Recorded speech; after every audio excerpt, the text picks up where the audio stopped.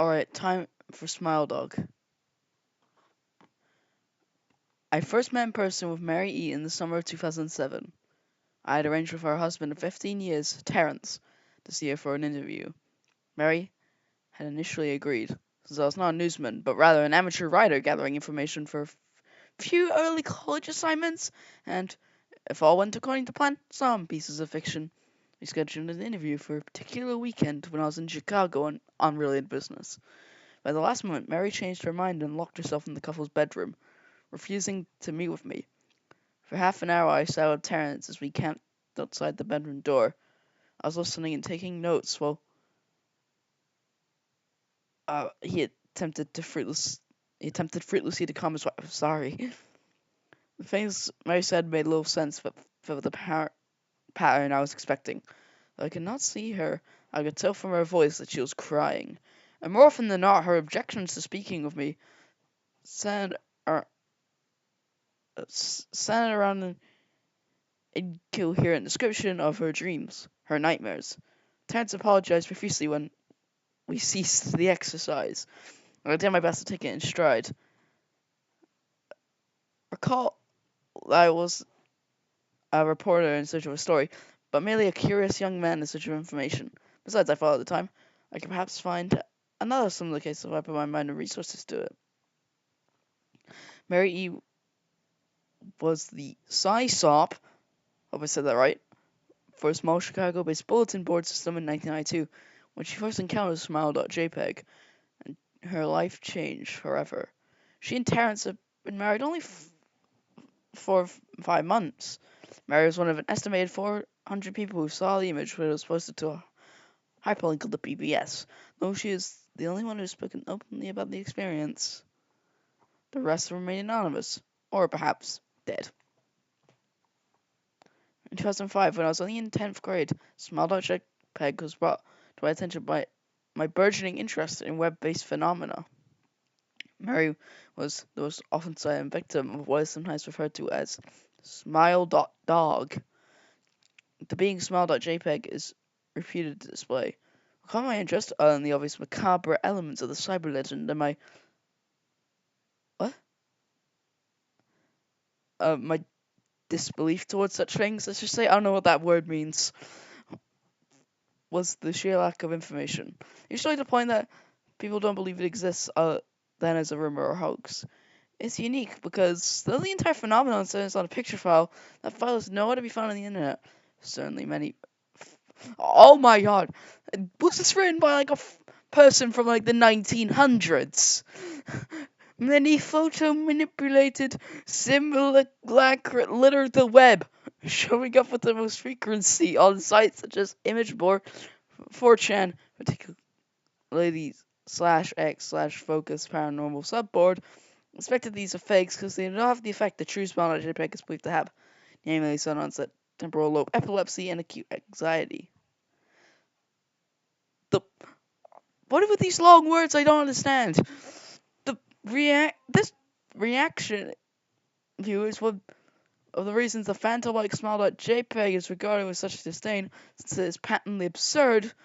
Depending on whom you ask, the reluctance to acknowledge Smile.jpg's existence might be just as much out of fear as it is out of disbelief. Neither Smile.jpg nor SmileDog is mentioned anywhere in Wikipedia, though the website's articles on such other, perhaps more scandalous shock sites. Any attempt to create a page pertaining to Smile.jpg is quickly deleted by one of the encyclopedia's many admins. Accounts of Smile.jpg are the stuff of internet legend. i.e. stories not unique.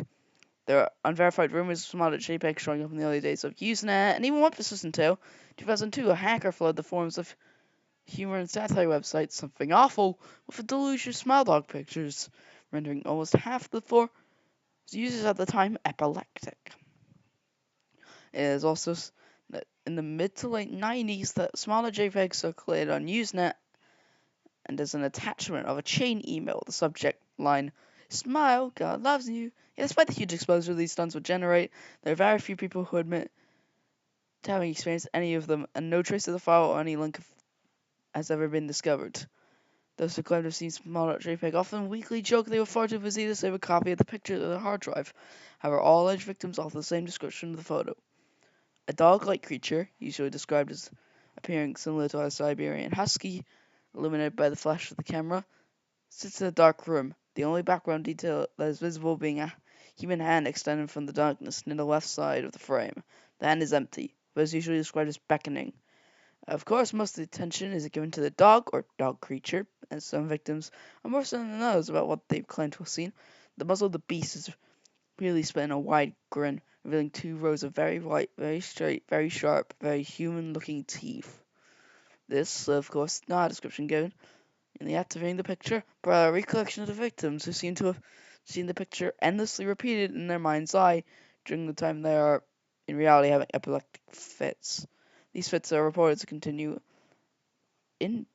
indeterminately, often while the victims sleep, resulting in very vivid and disturbing nightmares.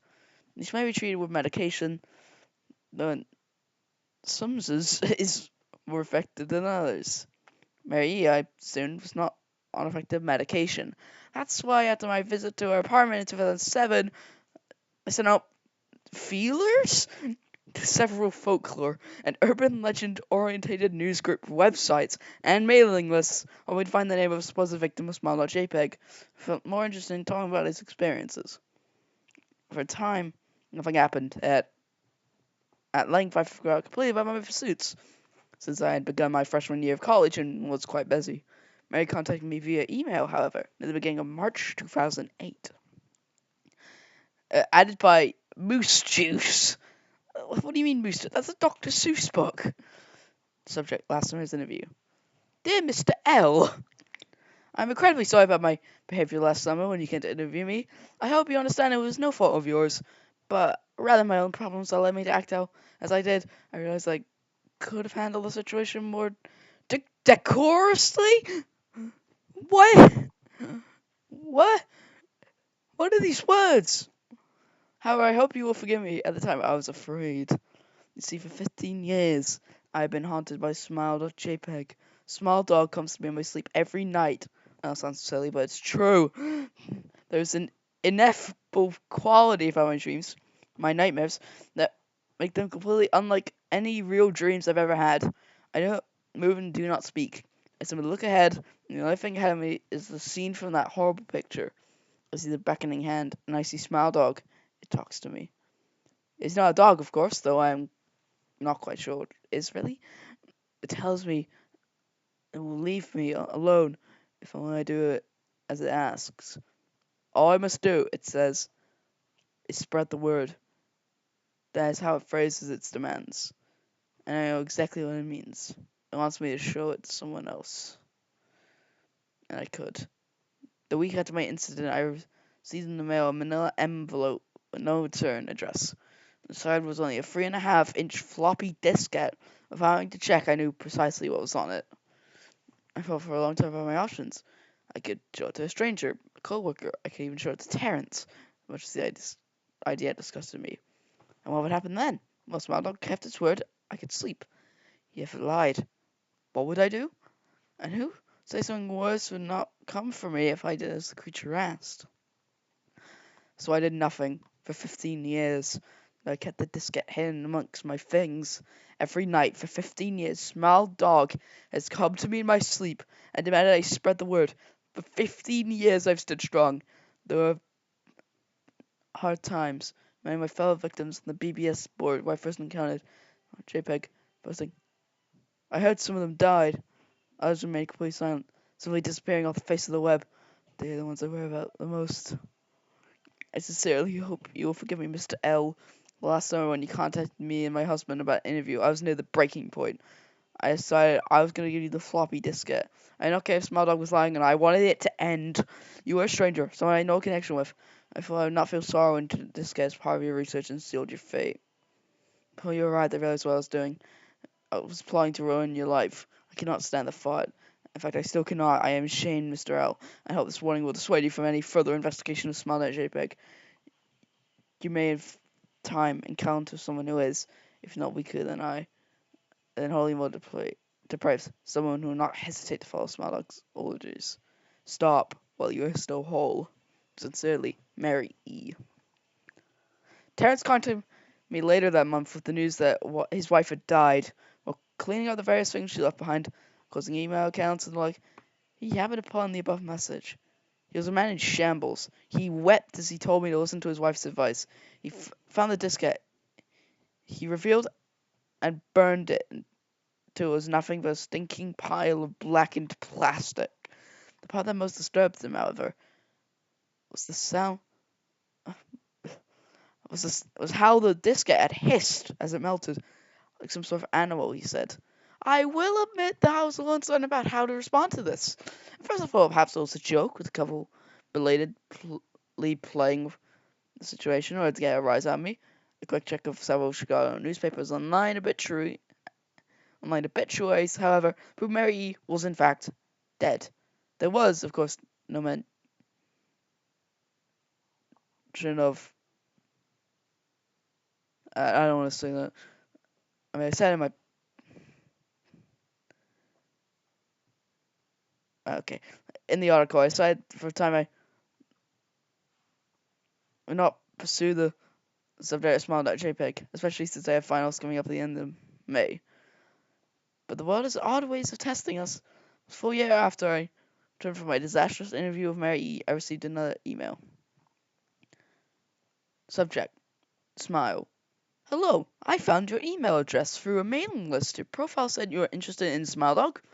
I have saw it. It's not as bad as everyone says. I have sent it to you. Here. Just spreading the word. Smiley face. The final line chilled me to the bone. According to my email client, there was one file attachment called, naturally, smile.jpg. I considered downloading it for some time. It was most likely a fake, I imagined. And even if it weren't, I was never wholly convinced of smile.jpg's peculiar powers. Mary's account had shaken me, yes, but she was probably mentally imbalanced anyway. After all, I'll get a simple image to what smile.jpg was set to accomplish. Creature so that it could break one's mind with only the power of the eye. And if such things were apparently absurd, then why did the legend exist at all? If I download the image, and if I looked at it, and if Mary turned out to be correct, if Smile came to me in my dreams demanding I spread the word, what would I do? Would I live my life as Mary had, fighting against the urge to get fit until I died? Or would I simply spread the word, eager to be put to rest? And if I chose the latter route, how could I do it? How would I burn it in turn?